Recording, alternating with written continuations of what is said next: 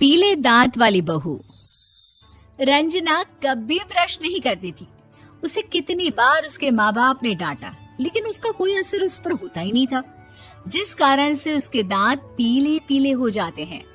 शादी के बाद अरे बहू, वैसे तो तुझ में कोई कमी नहीं है, पर तेरे दांत इतने पीले कैसे हैं बेटा? कैसे मतलब? कोई सर्जरी थोड़ी ना कराइए। वो तो क्या नाम, मैं ब्रश नहीं करती थी तो पीले हो गए। अब क्या करूं? आप कहें तो लाल करवा लूं या फिर काले? यार ये क्या है, क्यों माँ से लड़ रही हो? लड़ रही हूँ? अरे मैं लड़ रही हूँ या ये बोल रही है कि दांत पीले हैं, पीले। अरे तपस्या थोड़ी ना की है इन्हें पीले करने के लिए। बकायदा ब्रश नहीं किया है 20 साल तक, तब जाकर। छी, कैसी बात कर रही हो? ये उस वक्त तो पीले नहीं थे जब हम लोग तुम्हें देखने आए थे। अरे तब साफ करवा लिया होगा डेंटिस्ट के पास जाकर। अब देखो कैसे पीले पीले लग रहे हैं। रंजना सास की तरफ गुस्से से देखती है। फिर शुरू हो गई पीले पीले पीले। अरे पीले तो तब भी थे जब मेरे हाथ का रसगुल्ला उड़ा उड़ा कर खा रही थी और बोल रही थी, लड़की नहीं गुणों का खजाना दे रहे भाई साहब आप।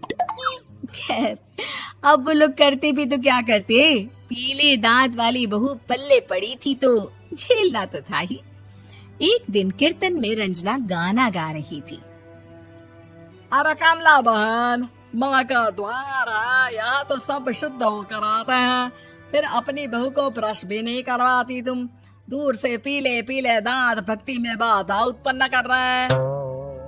अरे कोई 2 साल की बच्ची थोड़ी ना लेकर आई हूँ मैं बहू बनाकर। अच्छी खासी लड़की है, अरे कैसे करवाऊं ब्रश? ये तो उसे खुद करना चाहिए ना। अब माँ बाप तो इसके जैसे तैसे निपटा दिए, ये नहीं सोचा कि सास कैसे संभालेगी। सास बहू को लेकर घर आ जाती है, लेकिन सोच लेती है कि अब इसे लेकर कहीं नहीं जाएगी। अगले रोज बहू कहती है, अरे क्या हो गया, मंदिर नहीं जाना क्या? कीर्तन का वक्त हो रहा है। मेरी मधुर वाणी से कान्हा जी जागते हैं और सोते हैं। आप तो जानती है ना उनकी भक्ति में कितना मन लगता है मेरा। वो क्या है ना, तबीयत ठीक नहीं लग रही है मेरी, आराम करूंगी मैं। तबीयत ठीक नहीं लग रही? अभी तो मिथुन के गाने पर नाच रही थी आप, और अब बोल रही है कि तबीयत ठीक नहीं लग रही। अरे भक्ति में मन लगा लो सासू माँ, ऊपर जाना है, क्या मुंह दिखाओगी आप? हाँ? सास को बहू की बात पर गुस्सा आ जाता है। मैं क्या मुंह दिखाऊंगी, इसकी चिंता तो ना कर, समझी? अपने मुंह की चिंता कर, जो ये पीले पीले दांत लेकर हर जगह पहुंच जाती है। पता है लोग कितना मजाक बनाते हैं। ना जी ना, मैं नहीं जाना कहीं तेरे साथ। तो ये बात है। कोई ना, मत जाओ, मैं अपने कमरे में ही बैठकर भक्ति कर लूंगी। ऊपर वाला दांत थोड़ी ना देखता है, मन देखता है, भावना देखता है। और अरे बस बस, तू सब कुछ दिखा, बस ये सफेद चमकदार दांत ना दिखाना किसी को, है? जा यहाँ से। बहू को सास की बात का कोई फर्क नहीं पड़ता, वो तो जैसी थी वैसी ही रह जाती है। सुबह नहाकर किचन में खाना बनाना, फिर खाना खाना, कीर्तन भजन करना और सो जाना। एक दिन, माँ जी मैं सहेली के घर जा रही हूँ, शाम को लेट आऊंगी। हाँ हाँ तो जाना, मैंने कौन सा तेरी आरती करनी है घर पर बैठकर। रंजना सहेली के घर जाती है, जहाँ वो पार्टी में जाने की तैयारी कर रही होती है। अरे शिखा, कहाँ जाने की तैयारी कर रही है? मैं गलत वक्त पर आ गई क्या? अरे नहीं यार, उल्टा सही वक्त पर आ गया। मैंने ये साड़ी और ज्वेलरी निकाली है यार, शाम को इनके ऑफिस की एक पार्टी में जाना है। बताना कैसा लग रहा है ये सब? नहीं यार, इस ड्रेस के साथ तो वो वाली ज्वेलरी अच्छी लगेगी।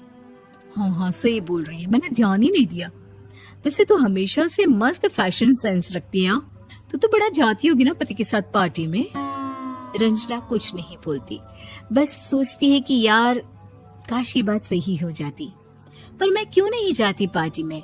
क्या इन लोगों की कोई पार्टी होती नहीं होगी? रंजना घर आती है और रात में पति से सवाल करती है, एक बात बताइए, आप मुझे किसी पार्टी में क्यों नहीं ले जाते? क्या आपकी यहाँ ऑफिस में पार्टी नहीं होती? पति बेचारा क्या कहता कि दांत पीले हैं तुम्हारे इसलिए। अरे कोई पार्टी होती नहीं हम लोगों के ऑफिस में, तो कहाँ से लेकर जाऊं?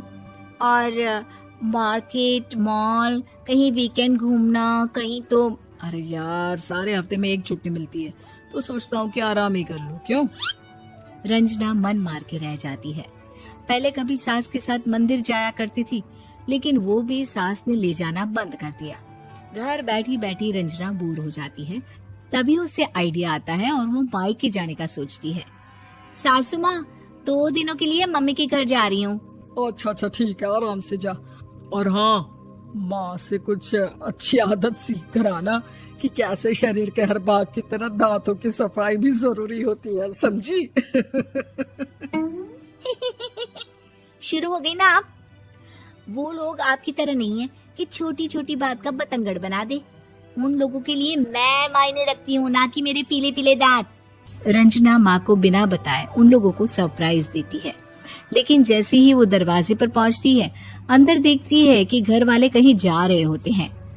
अब माँ, काश रंजना दीदी के दांतों वाली प्रॉब्लम नहीं होती, तो वो भी हम लोगों के साथ चलती ना बुआ जी की बेटी की शादी में। हाँ बेटा, लेकिन अब उसे कौन समझाए कि उसको उसके पीले दांत नहीं दिखते, लेकिन उसके आसपास के लोगों को कितना एम्बैरेसिंग फील कराते हैं। मुझे तो कितनी बार उसके स्कूल की टीचर ने शिकायत की कि उसके साथ कोई लड़की बैठना भी नहीं चाहती, और ना ही कॉलेज में कोई उससे बात करना चाहता था। लेकिन पता नहीं क्यों उसे ये बात समझ में ही नहीं आती। कोई कमी नहीं है उस लड़की में, बस यही कि दांत पीले हैं। वो तो भला हो जीजा जी और उनकी माँ का, जो दीदी को जैसी है वैसे ही रखा हुआ है। रंजना को अपने घर वालों की बात सुनकर बहुत दुख होता है। वो सोचती है कि वो क्या करे, लेकिन फिर वो सीधा डेंटिस्ट के पास जाती है, अपने दांत चमकाती है और कसम खाती है कि वो रोज ब्रश करेगी। अरे क्या हो गया? तुम तो 2 दिनों के लिए गई थी ना, पर कोई ना, अच्छा है, चलो आ गई तो। रंजना सास के सामने आकर खड़ी हो जाती है और पूरी स्माइल करती है, उसके चमकदार दांतों को दिखाती हुई। हैं? चले मंदिर? माँ, मुझे माफ कर दीजिए, मैंने आप लोगों को बहुत एम्बैरेसिंग फील करवाया। मैं आज से रोज ब्रश करूंगी।